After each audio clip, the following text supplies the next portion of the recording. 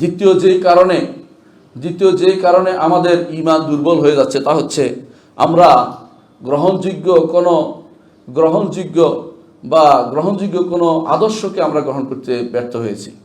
অর্থাৎ আমাদের আদর্শ কারা এখন? বেশিরভাগ মানুষকে, যুবকদেরকে যদি জিজ্ঞাসা করেন, তারা খেলোয়াড়দের নাম এক নিমিষে বলে দিতে পারবে। এক টানে দুনিয়ার খেলোয়াড়দের নাম মুখস্থ আছে। কিন্তু যদি বলেন 10 জন সাহাবীর নাম বলো যারা জান্নাতে প্রবেশ করে ঘোষণা এসেছে, তারা বলতে পারবে না। যাদের জান্নাতের ব্যাপারে রাসূলুল্লাহ সাল্লাল্লাহু আলাইহি ওয়াসাল্লাম সার্টিফিকেট দিয়েছে, এদের নামগুলি বলতে পারবে না। ইমামদের নাম বলতে পারবে না।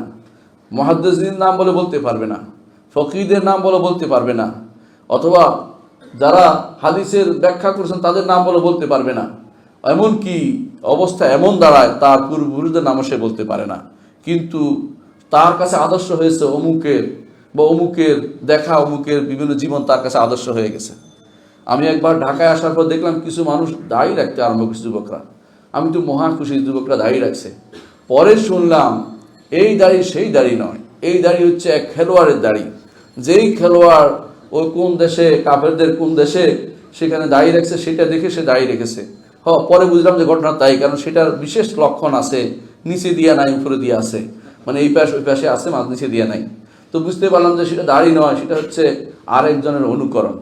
ঠিক কাপড়ে চোপড়ে, অন্যান্য বেশভূষায় তাদেরকে দেখবেন, তারা ইউরোপে কোনো কিছু হলে অথবা আমেরিকায় কোনো কিছু হলে, কাফেরের দেশে কোনো কিছু হলে, তারা সেটাকে অনুসরণ করার জন্য ব্যস্ত হয়ে পড়ে। রাসূলুল্লাহ সাল্লাল্লাহু আলাইহি ওয়াসাল্লামের আদর্শকে তারা গ্রহণ করতে পারেনি, সাহাবায়ে কেরামকে আদর্শ বানাতে পারেনি, তাবেঈনদেরকে আদর্শ বানাতে পারেনি, ইমামদেরকে আদর্শ বানাতে পারেনি।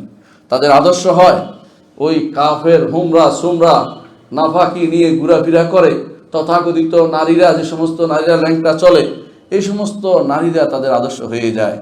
তাদের আমাদের মেয়েদের আদর্শ হয় না ফাতেমা রাদিয়াল্লাহু আনহা, তাদের আদর্শ হয় না আয়েশা রাদিয়াল্লাহু আনহা, তাদের আদর্শ হয় না খাদিজা রাদিয়াল্লাহু আনহা। কারণ তারা চিনে না, এই আদর্শ ভুলে গেছে। এই আদর্শ ভুলে যাওয়ার একটি কারণ কিন্তু আমাদের ঈমানের দুর্বলতা এসে গেছে। কারণ কার অনুসরণ করে চলবেন আপনাকে চিন্তা করতে হবে। যার অনুসরণ করে চলবেন সেদিকে আপনাকে নিয়ে যাবে। ঈমানের পথে চললে, যদি ঈমানদারদের অনুসরণ করে চলেন আপনি জান্নাতে যেতে পারবেন।